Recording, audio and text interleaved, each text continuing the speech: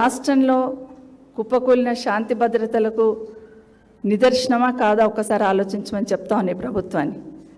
ఒకసారి బాధ అనిపిస్తుంది. నంబర్ 1 తెలంగాణలో అభివృద్ధిలో నంబర్ 1లో ఉంటుంటే ఇప్పుడు నేరాలో నంబర్ 1 అవుతున్నామా అనే బాధ కూడా అనిపిస్తూ ఉంది. ఒక్కసారి చూసుకుంటా ఉంటే 2003లో 1,83,644 కేసులు నమోదైతే 2024లో 2,17,976 కేసులు నమోదైనట్టు చూపిస్తూ ఉన్నాయి. అంటే దాదాపుగా 34,322 కేసులు ఈ ఒక్క సంవత్సరంలో పెరిగాయి. మరి దీనికి బాధ్యత ఎవరు వహించాలి? 18% క్రైమ్ రేట్ రాష్ట్రంలో పెరిగిందంటే బాధ్యత ఎవరు వహించాలనేది ముఖ్యమంత్రి గారు చెప్పాలి. ఎందుకంటే పాలనను గాలికి వదిలేసి ఊరికే ఎక్కడ పోతే అక్కడ ప్రతిపక్షంలో ఉన్న వాళ్ళని తిట్టుకుంటూ ఏమంటారు రాక్షసుడు, సుబాహుడు, మారీచుడు అనుకుంటూ మాట్లాడుతూ ఉంటే మొన్నైతే చాలా ఆశ్చర్యం వేసింది. ఫ్యూచర్ సిటీ ఫౌండేషన్ ఎన్నికకి వెళ్ళారు పోలీస్ శాఖకు సంబంధించిన అధికారులందరూ, ఒక సైడ్ డీజీపీ గారు, ఒక సైడ్ సిఎస్ గారు, అధికారులందరూ ఉన్నారు. చాలా గొప్పగా పెట్టుబడులను ఆహ్వానించడానికి ఫోర్త్ సిటీ ఫౌండేషన్ ఇస్తున్నామన్నారు. కానీ అక్కడ పోయి ఏం మాట్లాడారు ముఖ్యమంత్రి గారు? ఏం మాట్లాడారు? రాక్షసులతో పోలుస్తూ ప్రతిపక్షంలో ఉన్న వాళ్ళను రాష్ట్రంకి ఏదో అన్యాయం చేస్తున్నారనే లెవెల్లో మాట్లాడారు. ఇది పెట్టుబడులు ఆహ్వానిస్తున్న ముఖ్యమంత్రి గారు ఈ మాటలు వింటే పెట్టుబడులు పెట్టేవాళ్ళు ఈ రాష్ట్రానికి వస్తారా? మారీచుడు అంటే యజ్ఞాలను భగ్నం చేసేవాళ్ళు. అంటే మీరు చేస్తున్న యజ్ఞాన్ని ఎవరో భగ్నం చేస్తున్న లెవెల్లో మీరు మాట్లాడుతుంటే ఈ రాష్ట్రానికి పెట్టుబడులు పెట్టడానికి ఎవరు వస్తారు?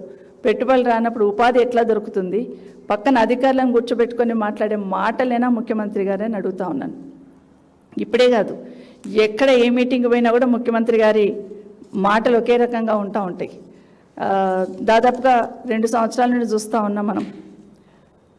అంటే అవి చెప్పడం నాకు ఇష్టం ఉండేదనే తప్పట్లేదు. సీఎం గారు మాట్లాడే మాటలు తొక్కుతా, పాతి పెడతా, బొంద పెడతా, పేగులు తీస్తా, ఇవన్నీ మాట్లాడుతూ ఉన్నప్పుడు సామాన్యుడు ఎక్కడ పోతాడు? ఏం జరుగుతుంది రాష్ట్రంలో? తండ్రిలా కాపాడాల్సిన ముఖ్యమంత్రి గారి నోటి నుండి ఈ మాటలు వస్తూ ఉంటే కింద ఏదైనా సమస్య ఎదుర్కొంటున్న సామాన్యుడు ఎక్కడ పోతాడని ముఖ్యమంత్రి గారిని అడుగుతా ఉన్నాను. నిజంగా ఒక్కసారి ఆలోచించండి. నేను ఇప్పుడే మాట్లాడుతున్నప్పుడు ఐపీఎస్ అధికారి భార్య హత్య జరగడం, కోర్ సిటీలో నిత్యం రద్దీగా ఉండే సిటీలో హత్య జరగడం తప్పించుకోవడం. మొన్న కరీంనగర్లో ఒక నగల షాప్లో ఏ విధంగా బీభత్సం సృష్టించారో, ఏ విధంగా నగలు తీసుకెళ్ళి పారిపోయారో, కూతవేట్లో సెంట్రల్ కేంద్ర హోం సహాయ శాఖ మంత్రి గారు ఉన్నా కూడా అట్లాంటి పరిస్థితి వచ్చిందంటే ఈ రాష్ట్రంలో శాంతి భద్రతలు ఎట్లా ఉన్నాయనేదానికి అద్దం పడుతుంది. అది పక్కన సెంట్రల్ హోమ్ మినిస్టర్ గారి ప్రోగ్రాం కూతవేట్లో జరుగుతుంది. అక్కడ నిర్భయంగా గన్స్ తీసుకొని ఆ షాప్లో బెదిరించి నగలు ఏ విధంగా తీసుకెళ్లారనే దానికి ఈ రాష్ట్రంలో శాంతి భద్రతలకు అద్దం పడుతుంది. కేంద్ర హోంశాఖ మంత్రి గారన్నా నెక్స్ట్ డే రివ్యూ చేసి అధికారంలో ఉన్న ఇక్కడ తెలంగాణలో ఉన్న పోలీస్ అధికారులను పిలిచి రివ్యూ చేయాల్సిన బాధ్యతను కూడా విస్మరించున్నారు కేంద్ర హోంశాఖ మంత్రి గారు కూడా. ఒకవేళ రాష్ట్రం నెగ్లెక్ట్ చేస్తే కేంద్రం ఇమీడియట్గా రియాక్ట్ అవ్వాలి. అట్లాంటిది మీ కార్యక్రమం పక్కనే జరుగుతూ ఉన్నప్పుడు, రాష్ట్రంలో ఈ విధంగా ఇన్సిడెంట్ జరిగినప్పుడు రాష్ట్ర ప్రభుత్వం రివ్యూ చేయాలి ఇమీడియట్గా. రాష్ట్ర ప్రభుత్వం కనీసం వాళ్ళకు క్లారిఫికేషన్ కూడా అడగనట్టుంది. ఏం జరిగింది అని కూడా ప్రభుత్వం నుండి నివేదిక కూడా అధికారుల దగ్గర నుండి తెప్పించుకునే తీరిక ఈ రాష్ట్ర ముఖ్యమంత్రి గారికి లేదు. అలాంటి నివేదిక తెప్పించుకున్నట్టు కూడా కనిపించలేదు. మరి పక్కనే ఉన్న కేంద్ర హోంశాఖ మంత్రి గారైనా నెక్స్ట్ డే ఇమీడియట్గా రాష్ట్ర డీజీపీ గారిని పిలిచి రివ్యూ తీసుకోవాల్సిన సందర్భం, అదే మర్చిపోయారు. ఇట్లాగే కాకుండా మనం చూస్తూ ఉన్నాం, గతంలో ప్రపంచ సుందరి మనుల పోటీ జరిగినప్పుడు అక్కడ వాళ్ళకు కూడా ఎలాంటి వేధింపులకు గురైన మేమనేది ప్రపంచం నుండి వచ్చిన ఆ మహిళా సోదరిమని అక్కడ పోతే తల ఎవరు ఉంచుకోవాలండి? తెలంగాణ వాళ్ళ ఉంచుకోవడం కదా. అలాంటి సందర్భం చూస్తున్నాం. పట్టపగలే నడి రోడ్డు మీద కత్తులతోని నిన్న ఒక అబ్బాయిని నరికేసిన సందర్భం చూస్తున్నాం. అంటే భయం అనేది ఉందా అసలు? ఈ రాష్ట్రంలో పోలీసు ఉన్నారు, పోలీసింగ్ వ్యవస్థ ఉంది అనే భయం ఎక్కడైనా ఏ కోశాన్ని ఎవరికైనా కనిపిస్తుందంటే ఏమీ లేదు. విచ్చలవిడిగా జరుగుతూ ఉంది. ఇక ఎమ్మెల్యే క్యాంపు కార్యాలయాలు అయితే గత 2 సంవత్సరాల నుండి ఎమ్మెల్యే క్యాంపు కార్యాలయం మీద విచ్చలవిడిగా దాడి చేస్తూ ఉంటాయి.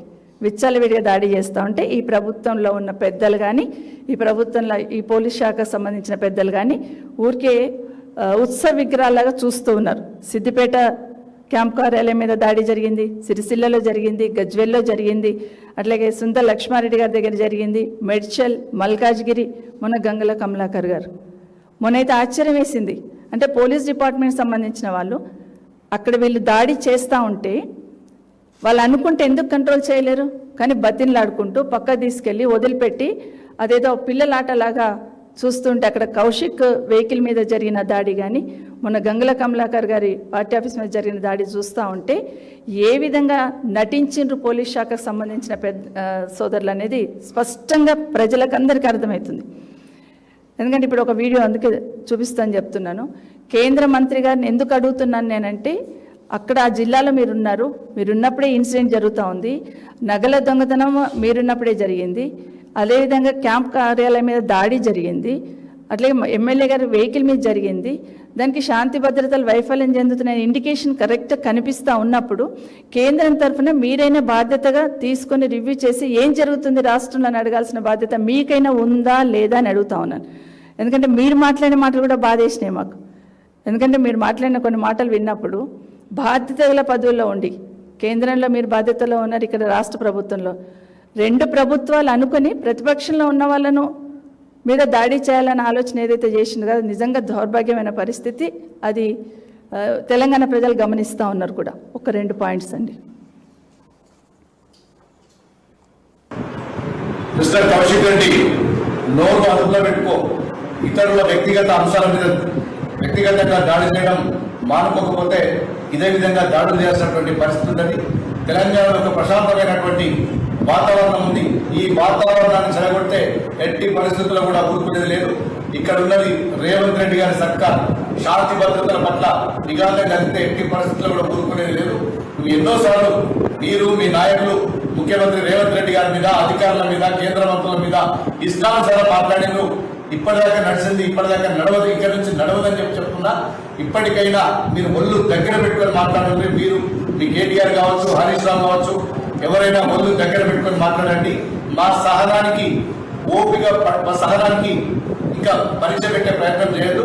ఇక్కడ నుంచి మీరు పిచ్చి పిచ్చి కారు కూతలు మారకపోతే, వ్యక్తిగతంగా దాడులు కనుక మీరు మారకపోతే ఎక్కడ దొరికితే అక్కడ మిమ్మల్ని దాడులు చేసేటువంటి పరిస్థితి వస్తుంది. ఇప్పటికైనా బుద్ధి తెచ్చుకో. ఇదొక కవిచిందండి, నీకొక పునర్జన్మకు ఇక్కడ కరీంనగర్లా. ఇప్పటికే కనీసం కొట్టకుండా వదిలేసిండ్రు. ఇక్కడ నుంచి నోరు అదుపులో పెట్టకపోతే ఎక్కడ దొరికితే అక్కడ అందరూ కూడా, ప్రజలందరూ కూడా తిరగబడి కొట్టాల్సి వస్తుంది మిమ్మల్ని, మీ పార్టీ నాయకుల్ని. రాజకీయాలు ఉందాగా ఉండాలి, ఒక ఉందంతరంగా ఉండాలి, మంచి భాష మాట్లాడాలి. అదంతా పోయి ఇష్టం. బండి గారిది లేదా, సంజయ్ గారిది ఉందా? మీరు మేము కొట్లాడుకుని కాదు, కాంగ్రెస్ బీజేపీ కొట్లాడుకుని కాదు. ఇప్పుడు అక్కడక్కడ కొంచెం ఉన్న బీఆర్ఎస్ పార్టీ ఆయన బొంద పెట్టాలి ఫస్ట్. అదొక పాయింట్ సార్. మీరు మేము కొట్లాడుకుని కాదు, కాంగ్రెస్. కేంద్ర మంత్రివర్యులు ఏం చెప్తున్నారు? బీజేపీ కాంగ్రెస్ కొట్లాడుకుంటూ కాదు, బీఆర్ఎస్ పార్టీని పొందబెట్టాలి, ముందు ఆ పని చూద్దాం అంటున్నారు. ఒక ఎమ్మెల్యే గారు ఏమంటున్నారు? దాడి చేస్తాము, మీరు మాట్లాడిన మాటలకు దాడి చేస్తాం అంటున్నారు.